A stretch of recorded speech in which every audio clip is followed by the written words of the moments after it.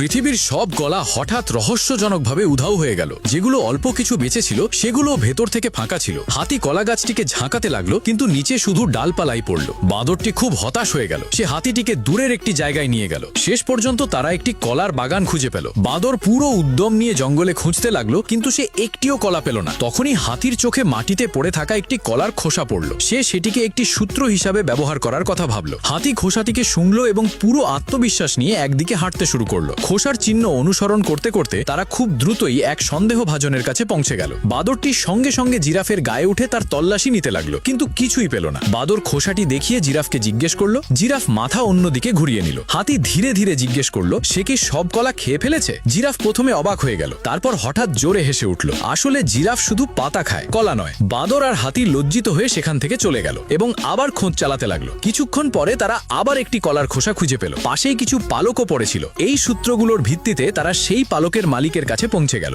ছোট মুরগিটি তাদের দেখে খুব খুশি হলো, কিন্তু হাতির মনোযোগ শুধু কলা খোঁজার দিকেই ছিল। সে ছোট মুরগিটিকে সঙ্গে নিয়ে প্রমাণ খুঁজতে লাগলো। ঠিক যখন বাঁদরটি তাকে কিছু জিজ্ঞেস করতে যাচ্ছিল, তখন মুরগিটির মা দৌড়ে চলে এলো। তার মনে হলো বাঁদর আর হাতি তার বাচ্চাকে খুঁজে পেতে সাহায্য করেছে, তাই সে তাদের জড়িয়ে ধরল। কিন্তু তাদের হাতে আবারও শুধু হতাশাই এলো। সেই রাতে ক্ষুধার্ত বাঁদরের একটি লুকিয়ে রাখা কলার কথা মনে পড়ল। সে সেটি বের করে মাটিতে রেখে দিল, যাতে আসল চোর বাইরে বেরিয়ে আসে। সে অনেকক্ষণ অপেক্ষা করতে থাকলো, কিন্তু কিছুই হলো না। শেষ পর্যন্ত সে ধীরে ধীরে ঘুমিয়ে পড়ল, কিন্তু পরের মুহূর্তেই সে হঠাৎ উঠে কলার দিকে হাঁটতে শুরু করলো। তারপর সে দেখলো বাঁদর কলা নিয়ে একটি খাদের দিকে এগিয়ে যাচ্ছে। ঠিক যখন বাঁদরটি পড়ে যেতে চাইল, দ্রুত দৌড়ে এসে হাতি তাকে টেনে বাঁচিয়ে নিল, কিন্তু হাতি নিজেই নিচে পড়ে গেল। প্রচন্ড শব্দে বাঁদরের ঘুম ভেঙে গেল। যখন সে চোখ খুলল, তখন দেখলো সেই খাদ পুরোপুরি কলায় ভরা।